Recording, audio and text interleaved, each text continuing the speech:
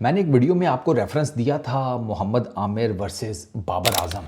और मोहम्मद आमिर ने जो ये पिशावर ज़ल्मी और कोयटा ग्लैडिएटर्स के बीच में पीएसएल का मैच हुआ है, जिसमें कोयटा ग्लैडिएटर्स ने ना, वो कहते हैं ना उर्दू में, दीवार के साथ लगा दिया।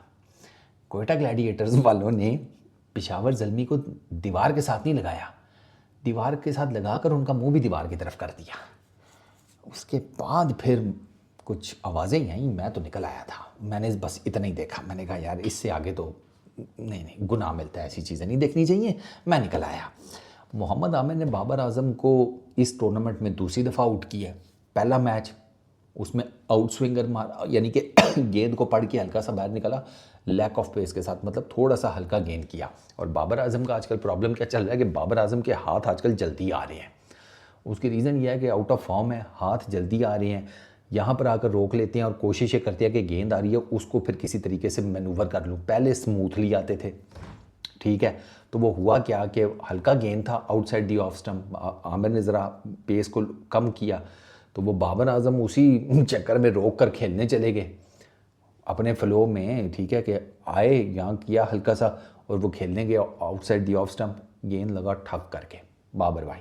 आज क्या हुआ है जनाब, आज आमिर ने बाबर आजम को किया वो इन स्विंगर, वो जो आमिर करता है, या वो जो एक ज़माने में शाहीन भी करता था, मिडल एंड ऑफ से अंदर लाना ना, वो आमिर ने वो मारा बाबर भाई। हालांकि 12 के ऊपर बैटिंग कर रहे थे, बाबर भाई को नहीं पता लगा, उसका गेंद पैड्स पर लगी है, अंपायर ने कहा ठक, और उधर मतलब आमिर की अपील से ही पता लग गया था कि ये आउट है।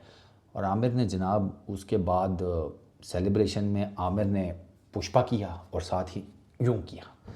तो अब ये जो पुष्पा की तो मुझे समझ में आ गई, ये जो यूँ किया है, मतलब ये जो गुल खिलाया है, फूल खिलाया है आमिर ने, अब वो मुझे नहीं पता किसको क्या उससे उन्होंने इंडिकेशन दी है या इशारा किया है। ये अलग बात है कि डगआउट में ना विव रिचर्ड्स जो हैं वो आमिर को कह रहे थे कंट्रोल उदय कंट्रोल, अभी मैच नहीं ख़त्म हुआ, वो इस तरह कर रहे थे कि अपने टेम्पर्स को कम रखो। आमिर को क्रिटिसाइज़ बहुत ज़्यादा किया जा रहा है कि ये कैसी सेलिब्रेशन थी।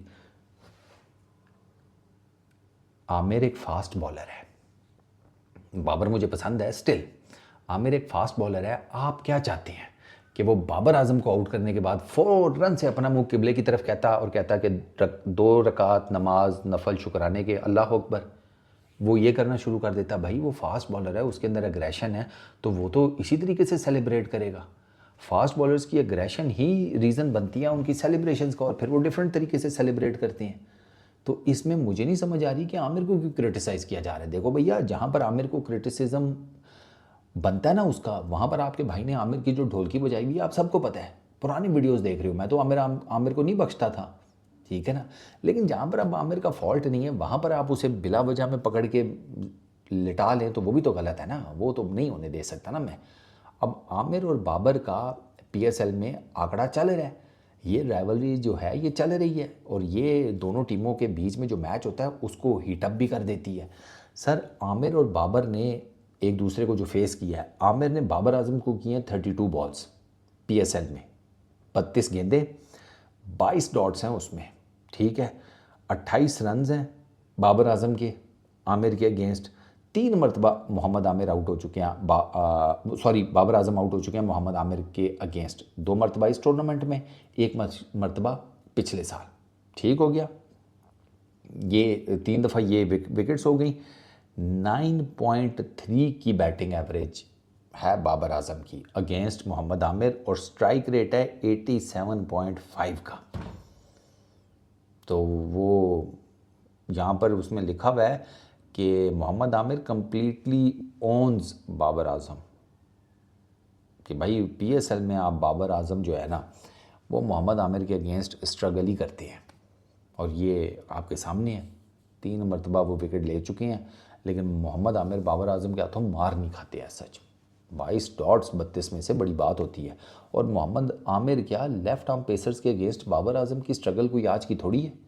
सिर्फ पीएसएल के आंकड़े बताऊं, सिर्फ पीएसएल के इस सीज़न में बाबर आजम ने जो लेफ्ट आर्म पेसर्स को फेस किया है उनकी टोटल नंबर ऑफ बॉल्स हैं 28, बाबर आजम ने सिर्फ 8 रन बनाए हैं। 4 मरतबा लेफ्ट आर्म पेसर्स के अगेंस्ट वो इस पीएसएल के 10वें एडिशन में आउट हो चुके हैं। 2 की बैटिंग एवरेज है, 28.8 का स्ट्राइक रेट है।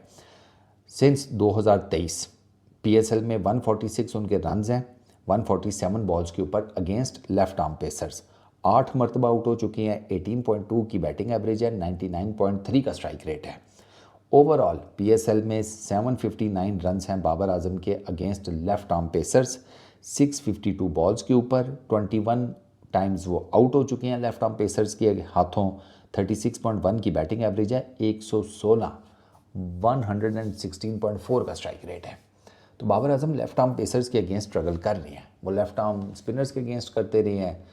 बाबर आजम का ना स्ट्रगल करने का दौर ही चल रहा है। पहले लेफ्ट आर्म पेसर्स के अगेंस्ट करते थे, फिर वो ब्रेसवेल आ गया, वो 8-10 मरतबा बाबर आजम को आउट कर गया, उसको स्पिनर समझ लिया लोगों ने बाबर आजम को आउट करने के चक्कर में। और लेफ्ट आर्म पेसर्स के अगेंस्ट तो बाबर आजम की स्ट्रगल चल ही रही है।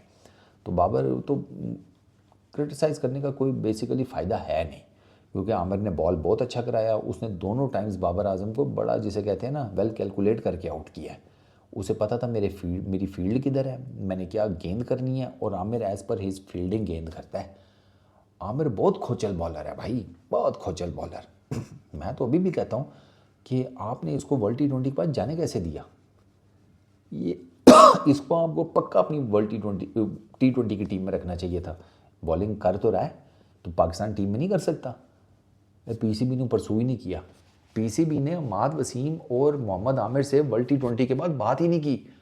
मतलब इन्होंने वो वाला काम किया कि मोटरसाइकिल पे लिफ्ट देके पीछे की चौक में उतार दिया, आगे लेके ही नहीं गए, खुद टैं कल्ले जा रहे हैं। और आगे पता है, आगे जिसे कहते हैं रोड बहुत बम्पी है, कहीं ना कहीं मोटरसाइकिल ठुकेगा, कोई तो उठाने वाला हो ना। अब देखना किसी खड्डे में पड़े होंगे ये एज़ यूजुअल, हम इनके ऊपर लान तान कर रहे होंगे और ये कह रहे होंगे कि क्या मज़ेदार मौसम है, बहुत सुहाना, बहुत अच्छा फील हो रहा है, क्योंकि इनको घंटा फ़र्क नहीं पड़ता।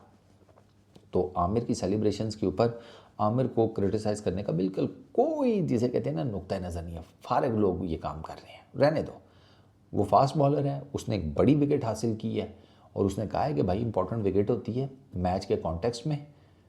बाबर पिछले मैच में 50 मार के आया हुआ है नॉट आउट, तो बाबर आजम की विकेट इंपॉर्टेंट थी, आमिर ने ली, आमिर की सेलिब्रेशन बनती है बिल्कुल। बाबर आजम नहीं कैच कर पाया, वो आमिर के अगेंस्ट स्ट्रगल करता हुआ नज़र आया। वो पहला मैच हो या वो ये मैच हो, एक सिद्ध अंदर आता हुआ गेंद बाबर आजम को नहीं चेक हुआ, वो नहीं कवर कर सका लाइन, LBW। हालांकि बाबर ने रिव्यू भी लिया, वो ज़ाया हो गया। तीनों रेड थे यार, वो तो अंपायर की जैसी उंगली खड़ी हुई है, जैसी बॉल हिट हुआ पता लग रहा था आउट है। तो आई रियली डोंट नो कि बाबर आजम ने रिव्यू हमें ज़ाया कराया है, लेकिन चलो बड़ी विकेट थी। अगर बाबर को लग रहा था कि शायद मैं बच जाऊँ तो वो, लेकिन वो हो नहीं सका। ये सारी सिचुएशन है। तो आमिर को क्रिटिसाइज़ मत करें, आमिर ने जो किया बिल्कुल ठीक किया। आमिर जितना पम्प्ड अप था, शुक्र करो उसने नेफे में से वो निकाल के, वो जिसे कहते हैं रिपीटर निकाल के डज डज डज नहीं मारने शुरू कर दिए। फास्ट बॉलर को ना उसकी सेलिब्रेशंस के ऊपर टारगेट नहीं करना चाहिए। ही डिज़र्व्स, और बड़ी विकेट लेता है तो टोटल डिज़र्व करता है कि वो जिस तरह मर्जी सेलिब्रेट करे।